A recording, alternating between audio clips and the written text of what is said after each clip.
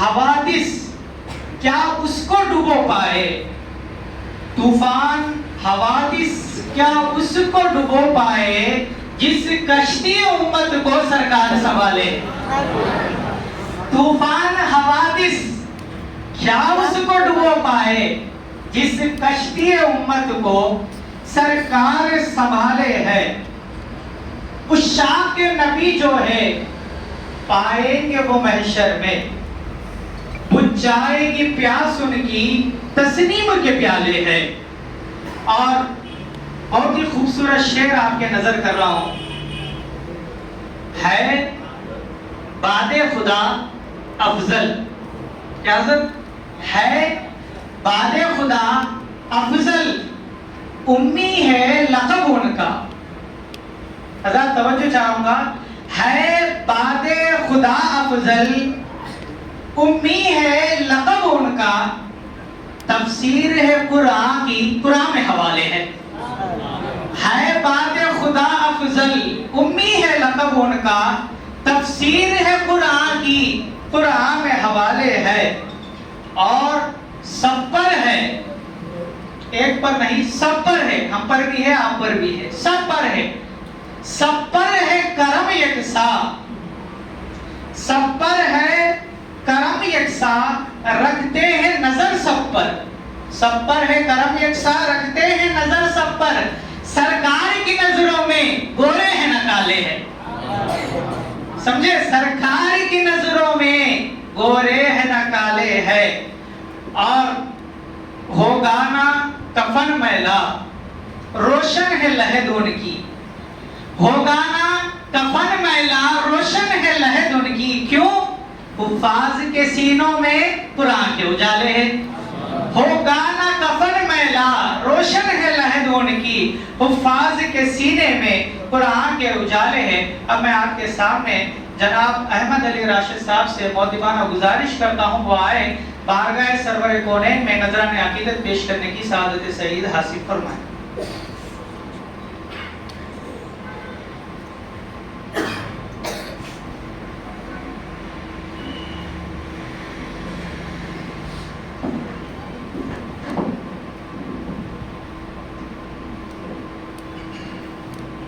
السلام علیکم ورحمۃ اللہ وبرکاتہ۔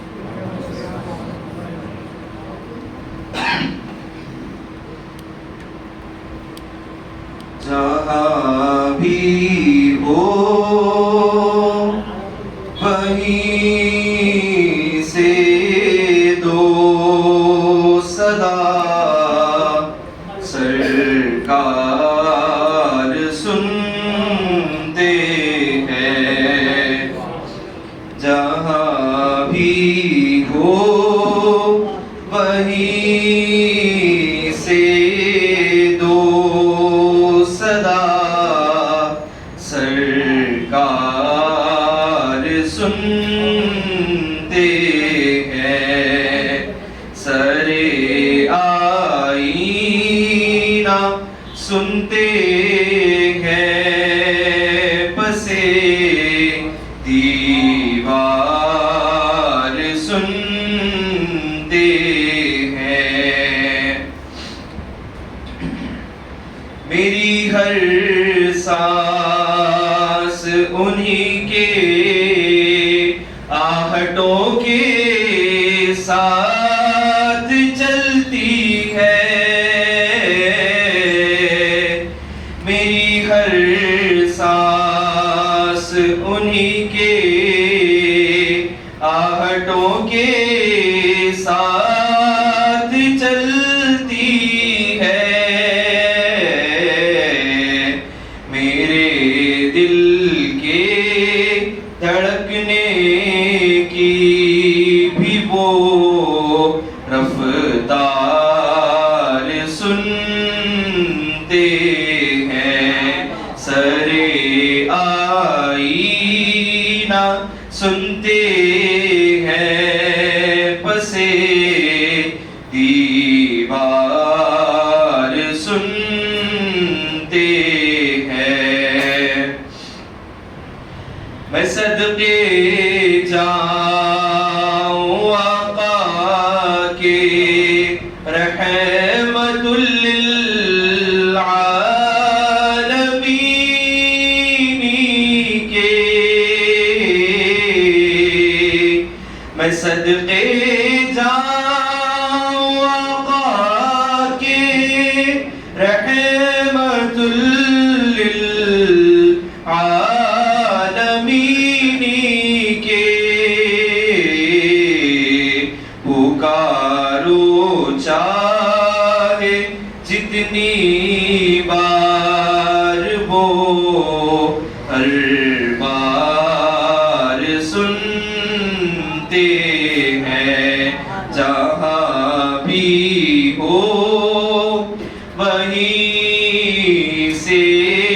دو صدا سرکار سنتے ہیں مظفر جب کسی محفل میں ان کی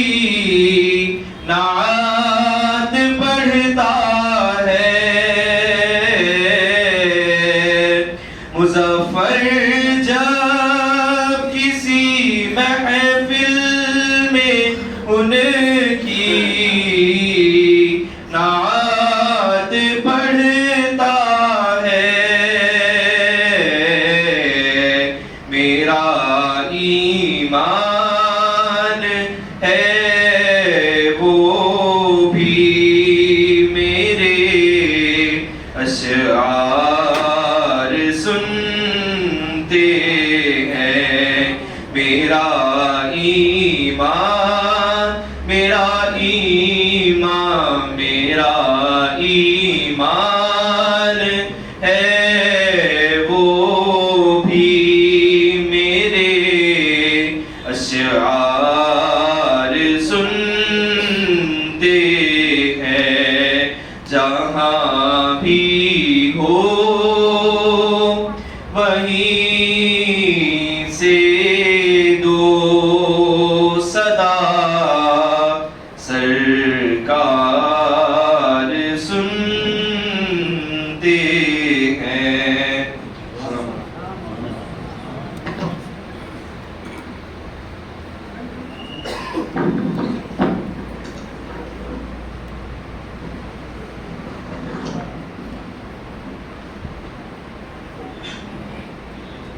آئیے اس کڑی کو میں آگے بڑھاتے ہوئے ایک اور ہمارے مہمان مندار رسول عالی جناب راشد عبدالرزاق محمد صاحب الشاذلی سے التماس کرتا ہوں وہ آئے اور نذران عقیدت پیش کرنے کی سعادت سعید حاصل فرمائیں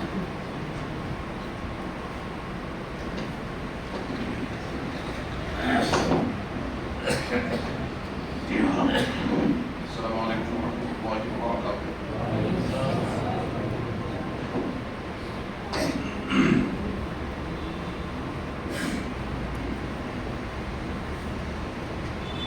آئیے بارگاہ رسول صلی اللہ تعالیٰ علیہ وسلم میں آپ کو مل کر کے قصیدہ مدشید کے 2-3 اشعار پڑھیں گے انشاءاللہ. صلی اللہ علی محمد صلی اللہ علیہ وسلم صلی اللہ علی محمد صلی اللہ علیہ مولاي صل وسلم دائما ابدا على حبيبك خير الخلق كلهم مولاي صل وسلم دائما ابدا على حبيبك خير الخلق كلهم محمد سيد الكونين وثقلان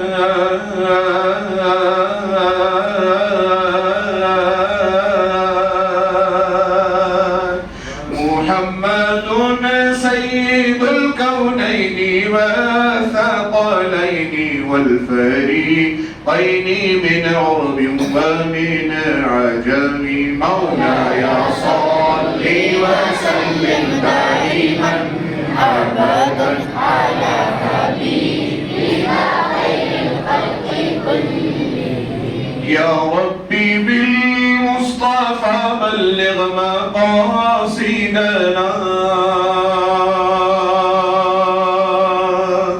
يا ربي بالمصطفى بلغ مقاصدنا واغفر لنا ما مضى يا واسع الكرم وانصر لنا ديننا يا واسع الكرم واحفظ لنا شيخنا يا واسع الكرم مولاي صل وسلم دائما أبدا على حبيبك خير الخلق كلهم مولاي صل وسلم دائما أبدا على حبيبك خير الخلق كلهم.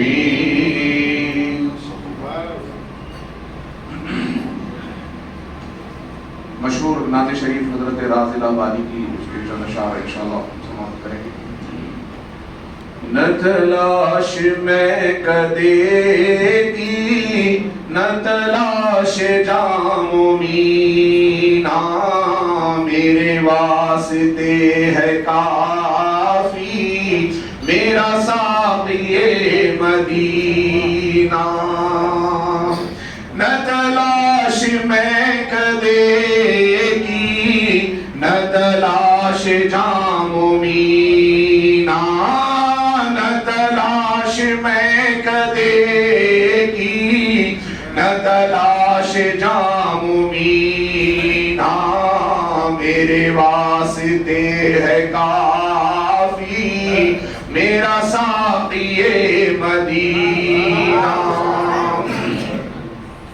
کبھی زہر بھی ملے تو ہے قبول مجھ کو پینا کبھی زہر بھی ملے تو ہے قبول مجھ کو پینا. ہمیں مصطفیٰ میں مر کے مجھے آ گیا ہے جینا. ہمیں مصطفیٰ میں مر کے مجھے آ گیا ہے جینا. بڑا خوش نصیب ہوں میں میرے دل میں ہے مدینہ. بڑا خوش نصیب ہوں میں میرے دل میں ہے مدینہ. میرے ہاتھ آ گیا ہے بڑا قیمتی نگینہ. میرے ہاتھ آ گیا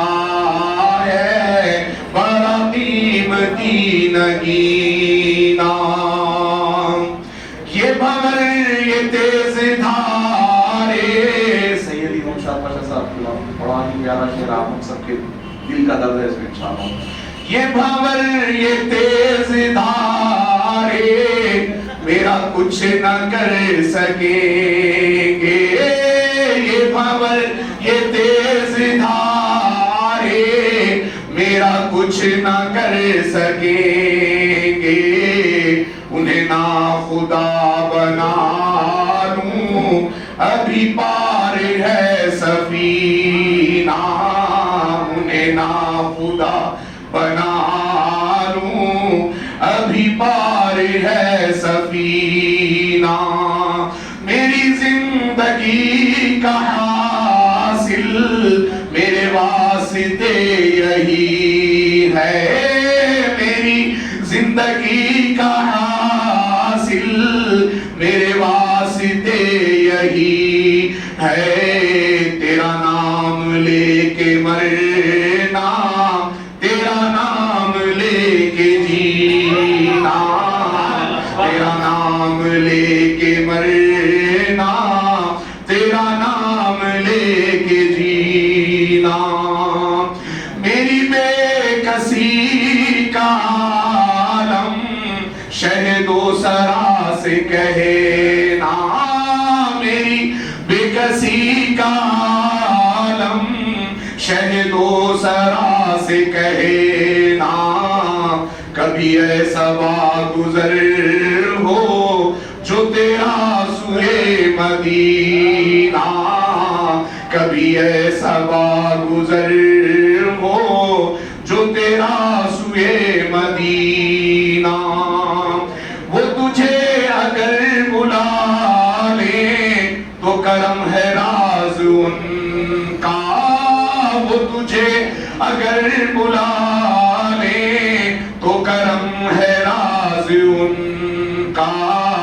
کہاں تیرے بھاگ ایسے،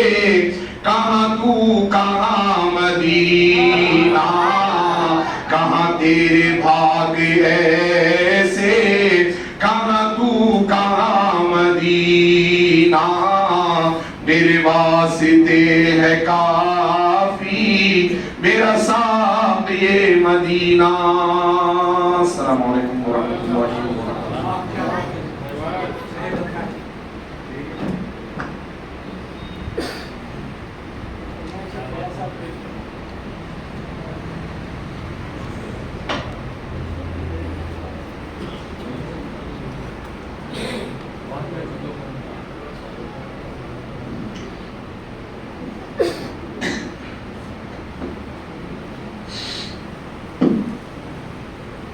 میرے معزز بھائی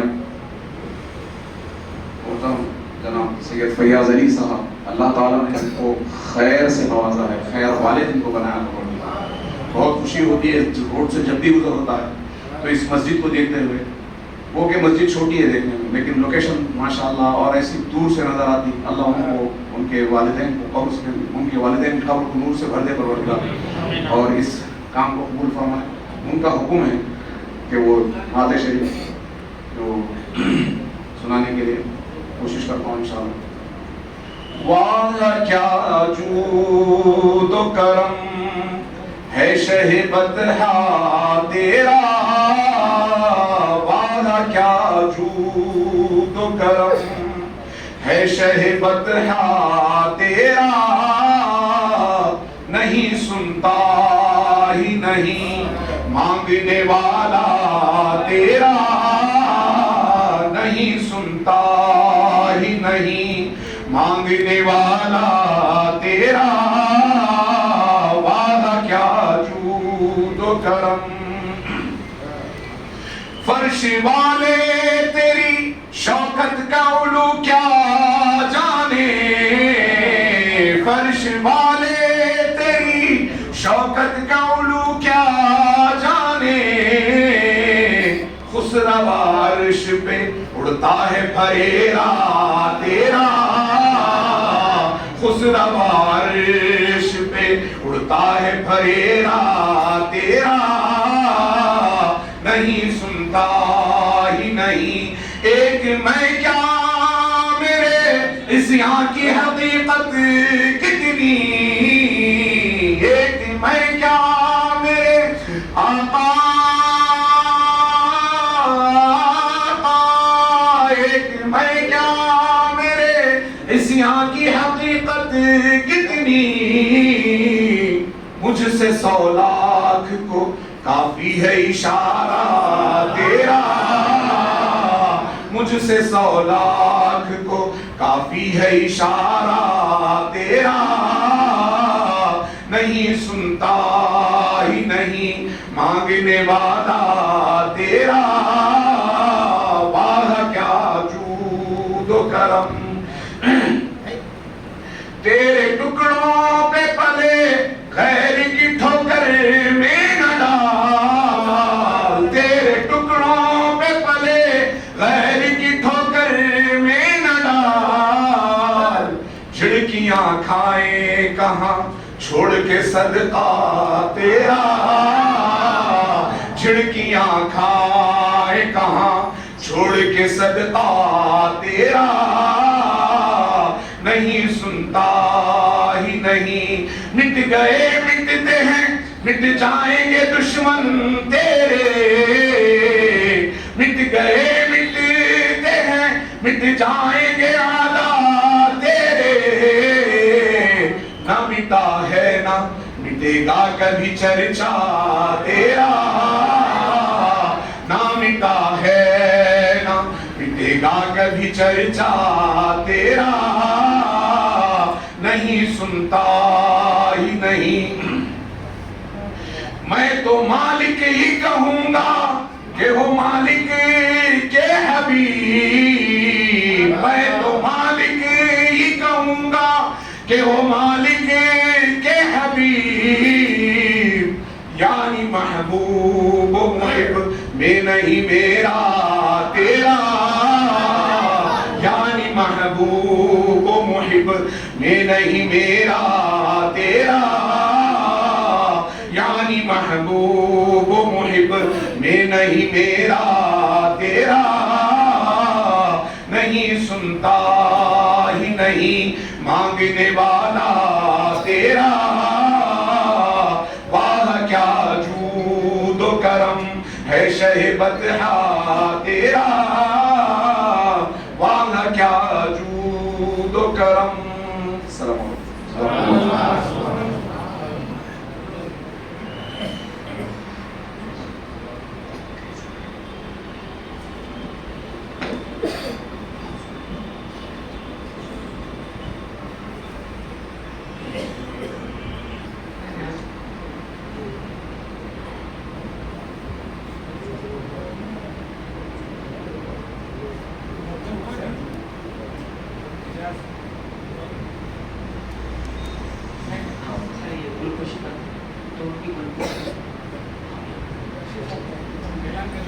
جناب سید اجاد علی صاحب سے میں گزارش کرتا ہوں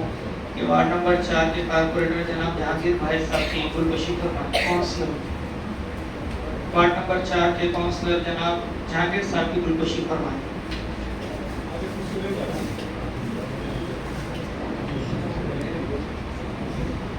وارڈ نمبر 7 کے کونسلر جناب امجد بھائی کی بھی گلکشی فرمائیں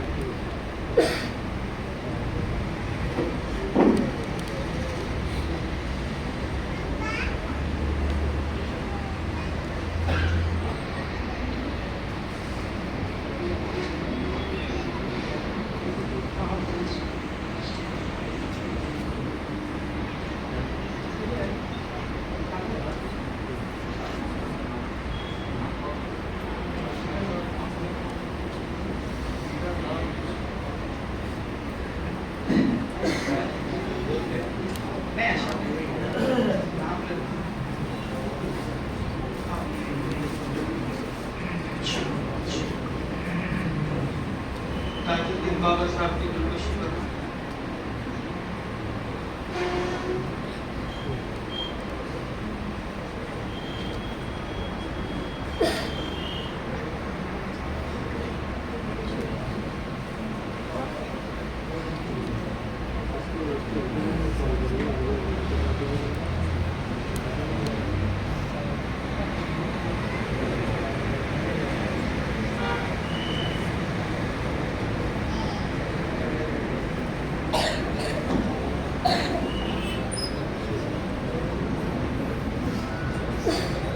آئیے اب میں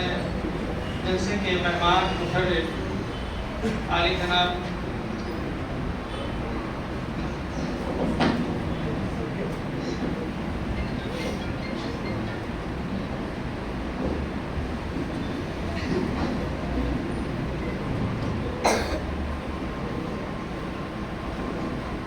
اجلاس کی جو نظامت فرما رہے ہیں ماشاءاللہ بہت خوب انداز میں انہوں نے اس جلسے کی نظامت کو نبھایا اور سنبھالا اور چلا رہے ہیں ماشاءاللہ. اب وہ چونکہ علماء کے جو یہاں پر حیدرآباد کے ممتاز علماء کرام ہیں تو اس میں تھوڑا سا اب ہوتا ہے نا جوانی ہے انشاءاللہ آتے آتے آ جائے گا. تو میں درخواست کرتا ہوں قائد اہل سنت حضرت علامہ مولانا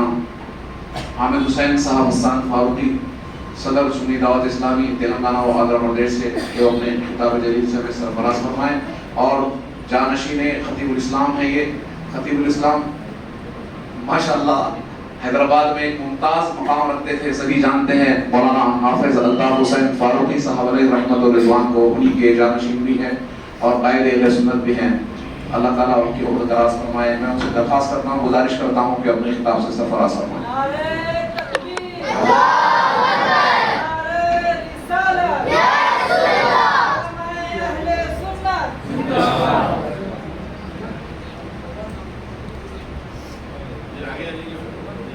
معزز و مکرم حاضرین، السلام علیکم ورحمۃ اللہ وبرکاتہ۔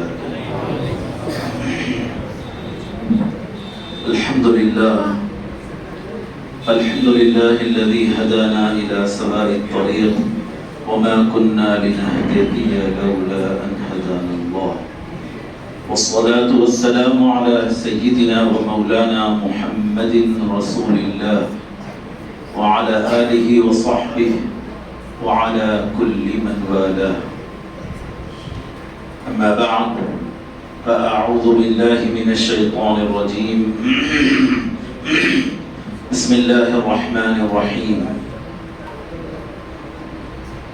يرفع الله الذين آمنوا منكم والذين أوتوا العلم درجات، آمنت بالله صدق الله العظيم، وقال الله تبارك وتعالى في شأن عظمة حبيبه الكريم مخبرا وآمرا، إن الله وملائكته يصلون على النبي يا أيها الذين آمنوا صلوا عليه وسلموا تسليما، اللهم صل وسلم وزد وأنعم وبارك على حبيبك سيدنا ومولانا محمد الفاتح لما أغلق والخاتم لما سبق ناصر الحق بالحق والهادي إلى صراطك المستقيم وعلى آله وصحبه أجمعين حق قدره ومقداره العظيم۔ محبی گرامی قدر،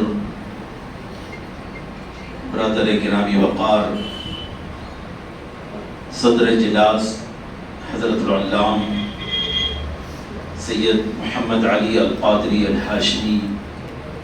المعروف ممشاد پاشا صاحب قبلہ حفظه اللہ ورعاه وشفاه ومدت فیوضه،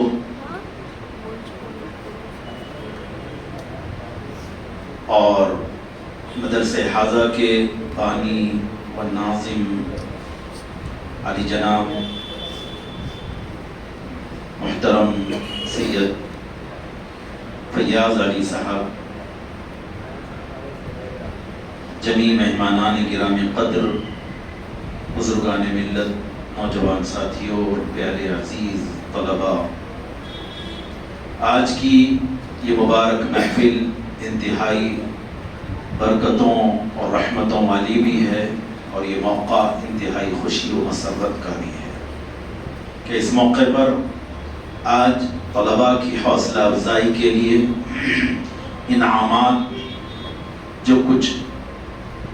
تعلیم سے لگن لگاؤ اور دلچسپی بڑھانے کی غرض سے جو عمومی طور پر دنیا کے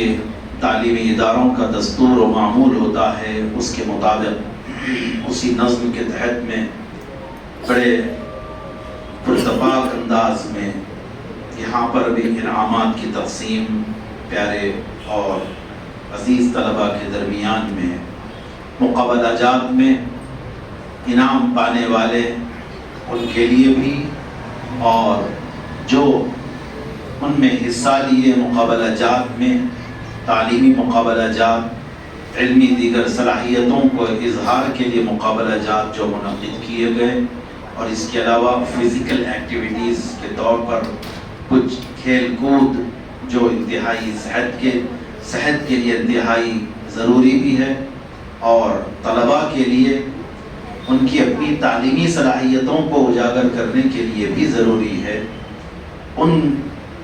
مقابلہ جات میں حصہ لینے والوں کے لیے بھی انعامات، ماشاءاللہ بڑی مسرت، بڑی خوشی ہوئی،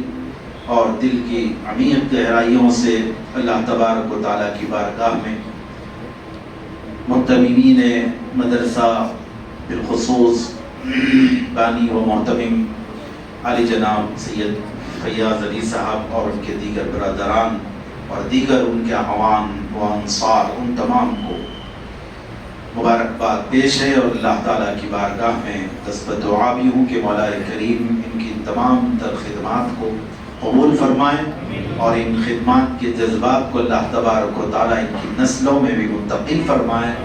تاکہ تا قیام قیامت خدمت دین، خدمت قرآن، خدمت علم اور دین و سنیت کی خدمت کا یہ سلسلہ جاری و ساری رہے۔ مدرسہ حضرات گرامی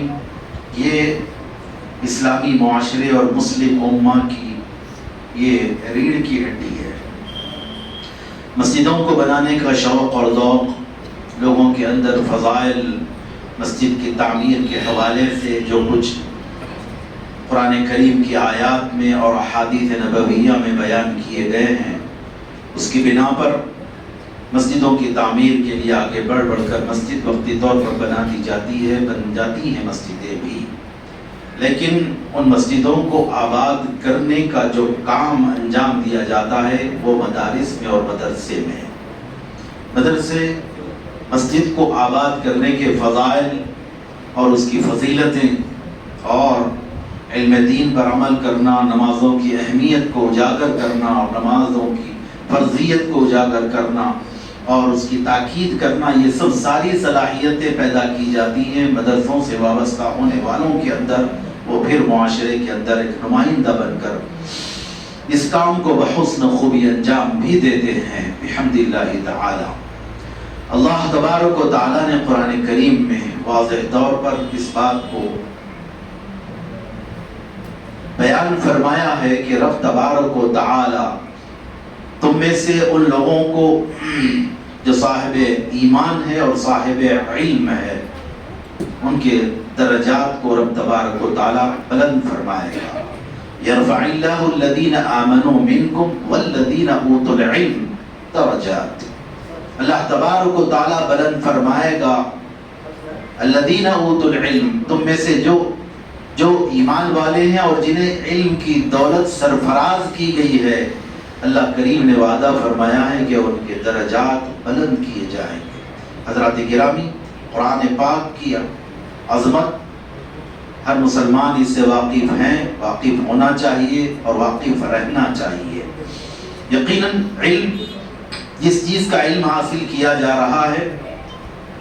جس کتاب کا علم حاصل کیا جا رہا ہے، اس کتاب کی عظمت کی مناسبت سے اس کے علم حاصل کرنے کی عظمت، اس کے مقام و مرتبے کا تعین ہوتا ہے۔ جی، اسی اعتبار سے دنیا میں بھی مختلف جو کورسز ہوتے ہیں، بعض کورسز سے وہی ایک کورس ہوتا ہے، خود انٹر سے سلسلہ شروع ہوتا ہے کہ یہ کورس ہے، یہ کورس کی اس کی اہمیت جو زیادہ ہوتی ہے، اس کی لیے بچوں کے اندر کیپیبلٹی، اس کی ذہنی صلاحیت بھی اس کے اندر اتنی زیادہ۔ جی، جیسے بائی پی سی لینا ہو، ایم پی سی لینا ہو، تو بچے کی کوالٹی کے حساب سے یہ بچہ لے سکتا، یہ کر سکتا، یہ ٹاسک یہ اپنے اس کو کور کر سکتا، اس کو کوپ اپ کر سکتا، اسی اعتبار سے اس کے لیے وہ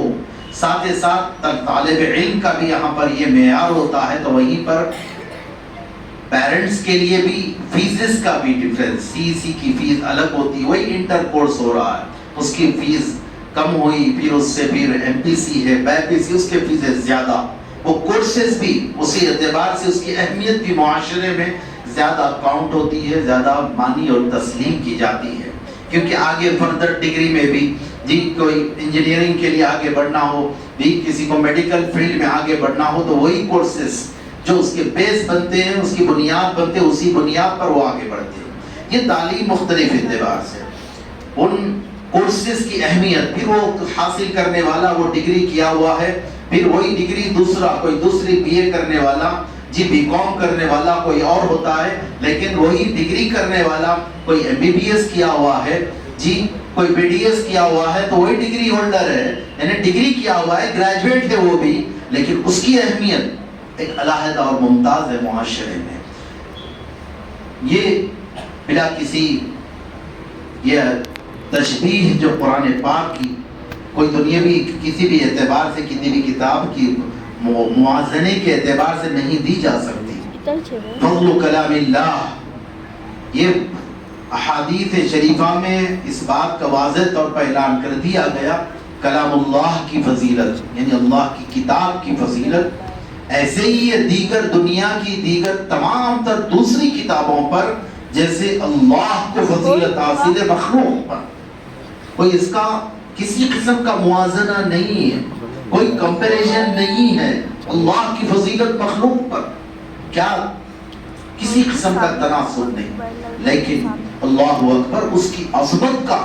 ہم اندازہ نہیں لگا سکتے۔ قرآن کریم کی عظمت جیسے اللہ کی فضیلت مخلوق پر، ایسے قرآن کی فضیلت دیگر اور کتابوں پر۔ تو اس قرآن کے علم سے جو وابستہ ہوتے ہیں تو پھر ان کی فضیلت اسی مناسبت سے ہے۔ ساری کتابوں میں جو کچھ دنیا میں دنیا کی ترقیات اور معاش کے استحکام کے لیے یا دیگر دنیاوی اعتبار سے خدمت خلق کے جذبے کے طور پر جو کچھ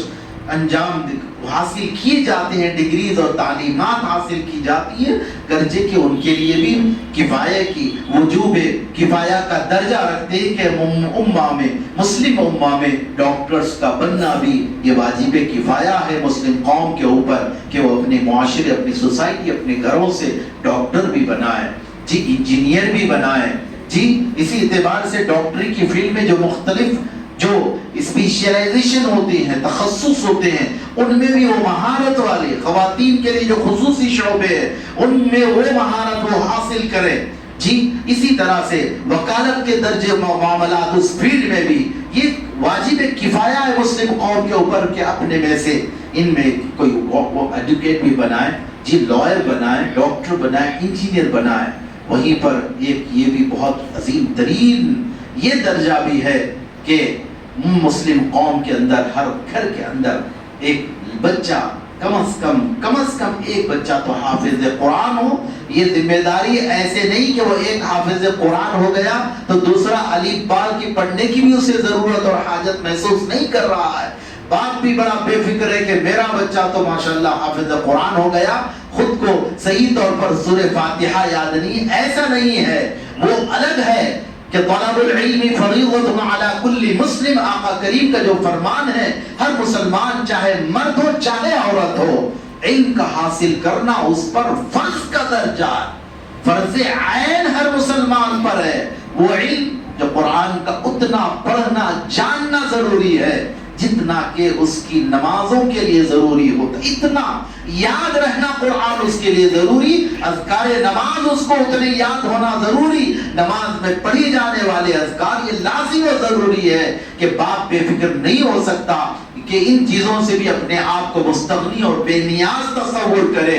کہ ان چیزوں کی مجھ کو حاجت نہیں، میرا بچہ تو حافظ قرآن، ہاں وہ حافظ قرآن ہے، بڑی فضیلت والا کام آپ نے ضرور انجام دیا ہے، لیکن بحیثیت مسلمان آپ کے اپنی ذات پر جو فریضہ علم حاصل کرنے کا جو اہم ترین فریضہ تھا اس سلسلے میں آپ نے کتنا اپنا رول ادا کیا اور اس فریضے کی کس حد تک آپ نے تکمیل کی ہے، یہ لازم و ضروری ہے۔ الحمدللہ حفظ قرآن کی تکمیل کا موقع ہے، بڑی عظمت والا کہ آپ نے بارہا یہ بشارتیں سنی ہے، جی یہ خوشخبریاں سنی ہے کہ اللہ تبارک و تعالی وہ حافظ قرآن جو ہو جاتا ہے ان کے والدین کو اللہ تبارک و تعالی وہ اعزاز سے سرفراز فرمائے گا کل بروز حشر کے میدان میں۔ رب تبارک و تعالی ان کو ایسا تاج پہنائے گا جی جن کی روشنی اتنی روشن اور اتنی چمکدار ہوگی کہ سورج و چاند سے زیادہ بہتر ان کی روشنی ہوگی، اتنے روشن۔ یہاں پر والدین کی یہ فضیلت ہے تو یقینی طور پر جس کے قرآن کے حفظ کر لینے کی بنا پر یقیناً بڑی محنت، جہاں پر طالب علم کی محنت ہے وہیں پر والدین کی بھی بڑی محنت ہوتی ہے، والدین کی بھی بڑی محنت ہے، ماں کی بھی بڑی محنت اس کے پیچھے ہوتی ہے۔ ایسا نہیں کہ بچہ ہی محنت کر لیا اور بچہ ہی حافظ بن گیا، ہاں اساتذہ کی، مدرسے کے انتظامیہ کی محنتیں، ان کی جستجو، ان کی قربانیاں اپنی جگہ، لیکن ماں بھی اپنے بچے کو جی ادارے اگر بورڈنگ کے اگر ادارے ہیں تو پھر اپنے لخت جگر، اپنے نور نظر کو، اپنے جگر پارے کو اپنے سے دور رکھ کر، یہ بھی بہت بڑی قربانی کا کام ہے۔ اسی طرح والد کی بھی وہ قربانیاں ہیں اپنی جگہ۔ تو اس بنا پر کہ طالب علم بچے نے حفظ تکمیل کیا، لیکن والدین کو اللہ تبارک و تعالیٰ یہ اعزاز و اکرام سے سرفراز فرما رہا ہے تو پھر وہ خود بچے کے اعزاز و اکرام جو حافظ قرآن ہوگا اس کی عظمتوں کا عالم کیا ہوگا۔ حضرات گرامی، پھر ساتھ ساتھ مقام شفاعت نبی کریم صلی اللہ تعالی علیہ وسلم کی صدقہ طفیل میں جب شفاعت کا دروازہ کھولا جائے گا، جہاں پر شفاعت کرنے والے، سفارش کرنے والے، پکڑے ہوئوں کو چھڑانے والے، یہ شفاعت اور سفارش کا جو کام ہوتا ہے، یہ جو کام کا سلسلہ، تو نبی کریم صلی اللہ تعالی علیہ وسلم مالک شفاعت آقا شفاعت کو تقسیم کریں گے کہ یہ شفاعت کا منصب عطا فرمائیں گے۔ تو انبیاء علیہ السلام سے جو سلسلہ شروع ہوگا، نبی، پھر نبیوں کو، پھر ساتھ ساتھ صدیقین، شہداء، صلحاء، یہ شفاعت کے لیے اولیاء، ان کو شفاعت کے مقام اور مناصب دیے جائیں گے۔ تو وہیں پر علماء، امت کے علماء کو بھی مقام شفاعت ملے گا کہ وہ بھی شفاعت کریں گے۔ تو وہ جنہوں نے قرآن کو یاد کیا، حافظ قرآن بنے، اس عظیم منصب پر فائز ہوئے، حافظ قرآن کے رب تبارک و تعالی ان کو بھی مقام شفاعت عطا فرمائے گا۔ تو یقینی طور پر ان کی شفاعت کے اولین حقدار ان کے اپنے والدین اور ان کے قریبی عزیز و اقارب ہوں گے۔ پھر وہ اللہ کی بارگاہ میں شفاعت کریں گے ان کی، اور اللہ کی بارگاہ میں سفارش کرا کر ان کی بخشش کی درخواست کریں گے۔ حضرات گرامی، قرآن کریم، حضور نبی کریم صلی اللہ تعالی علیہ وسلم نے فرمایا کہ اللہ تبارک و تعالی، قرآن وہ کتاب ہے، اللہ تعالیٰ اسی کتاب کے ذریعے سے قوموں کو عروج عطا فرماتا ہے۔ تو پھر کوئی اسی کی انکار کے سبب سے اور اس پر عمل نہ کرنے کے سبب سے اور ان کی تعلیمات سے، قرآن کی تعلیمات سے، ان تعلیمات سے انحراف کی بنیاد پر منہ پھیر لینے اور روگردانی کر دینے کی بنیاد پر اللہ تعالیٰ قوموں کو گرا بھی دیتا ہے۔ جی، رفع اور وضع کا لفظ ہے، یوضع بھی آخرین، جہاں پر اللہ تعالیٰ کچھ کو بلندیاں عطا فرما رہا ہے تو پھر کچھ کو قرآن ہی کے سبب سے اللہ تعالیٰ گرا رہا ہے۔ تو گویا عزت، عروج قرآن سے وابستہ ہے، ذلت و رسوائی و خواری بھی قرآن ہی کے سبب سے لوگوں کو ملنے والی ہے۔ اسی لیے ایک ہی الشعر میں یہ بات کہہ دی گئی، اس بات کا اعلان کر دیا گیا، معزز تھے وہ زمانے میں مسلمان ہو کر اور ہم خوار ہوئے تاریک قرآن ہو کر۔ خوار مانے ذلیل کو ہوتے، ذلیل و خوار مترادفات ایک ساتھ بھی استعمال ہوتے ہیں۔ ذلیل کا لفظ استعمال کر دیا گیا تو معنی ادا ہو جاتے، لیکن مترادفات کو استعمال کیا جاتا ہے ایک اس پہ عبارت میں، زبان میں حسن پیدا کرنے کے لیے۔ ذلت و خواری کے طور پر استعمال ہوتا، ذلت سے بھی وہ معنی ادا ہو جاتے، ذلیل و خوار یہ، اور ہم خوار ہوئے تاریک قرآن ہو کر۔ جی، معزز، وہ زمانے میں معزز تھے، یہ ہے اس قرآن کی نسبت کو، قرآن کی نسبت کو انہوں نے مضبوطی سے تھاما،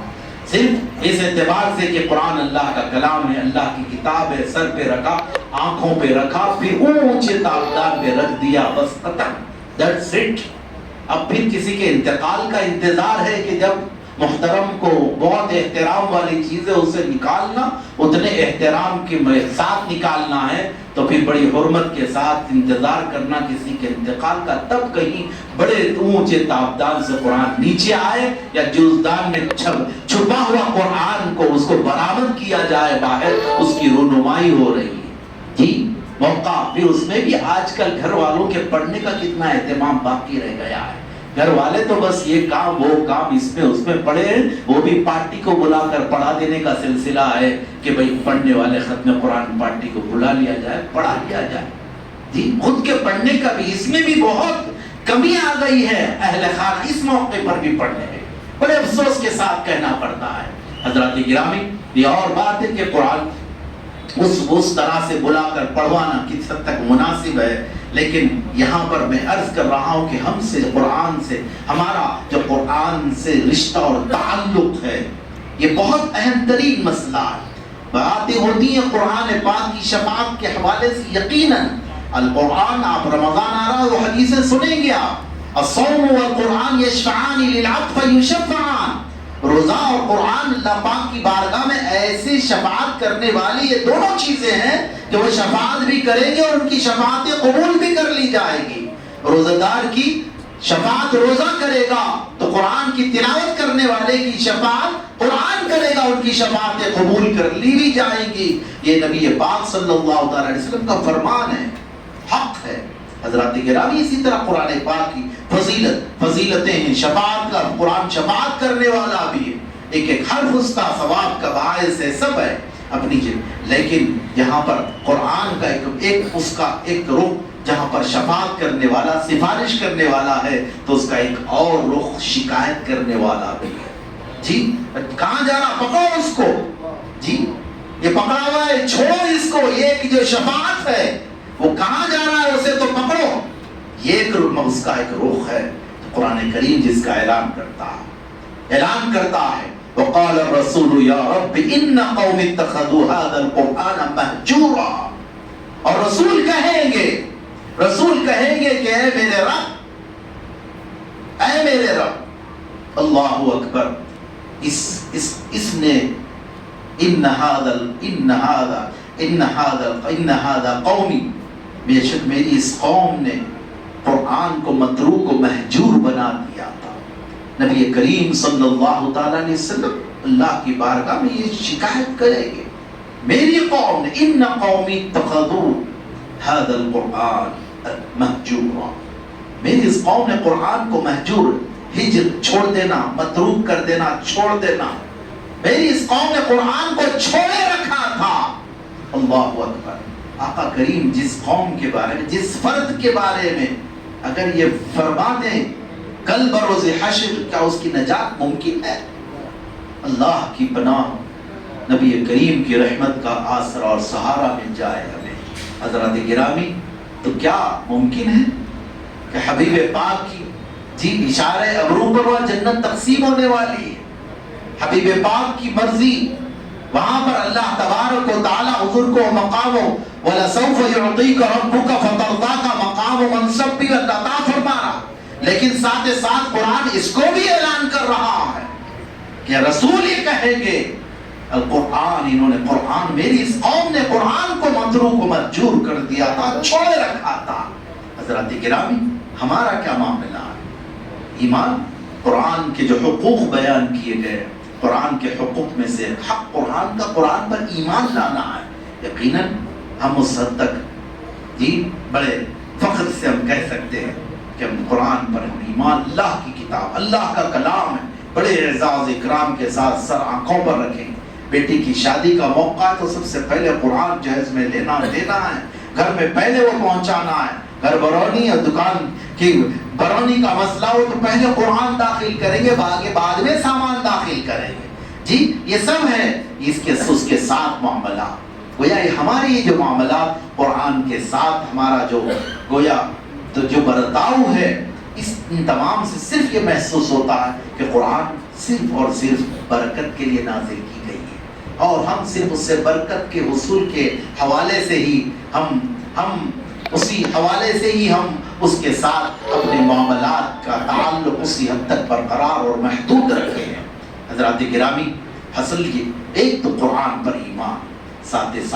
قرآن پر ایمان لانا، اس کا جو حق ہے ہم پر، قرآن کا جو ہم پر حق ہے، قرآن پر ایمان لانا، ساتھ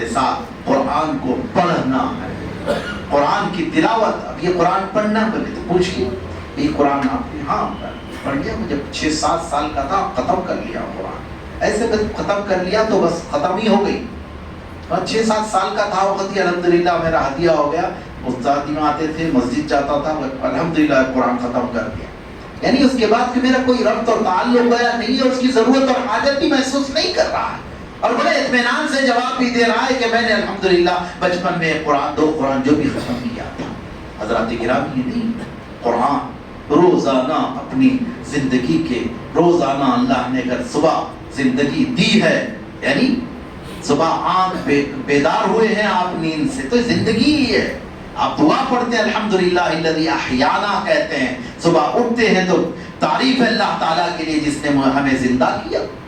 جی مجھے ان کو بیدار کیا، نیند سے بیدار کیا کا لفظ استعمال نہیں کرتے آپ، حالانکہ عربی میں لفظ نہیں ہے، نہیں لفظ ہے، ایقظنا ہے، ہمیں بیدار کیا، نہیں، احیاء کا لفظ ہے، زندہ کیا۔ تعریف اللہ تعالیٰ کے لیے جس نے ہمیں زندہ کیا، بعدما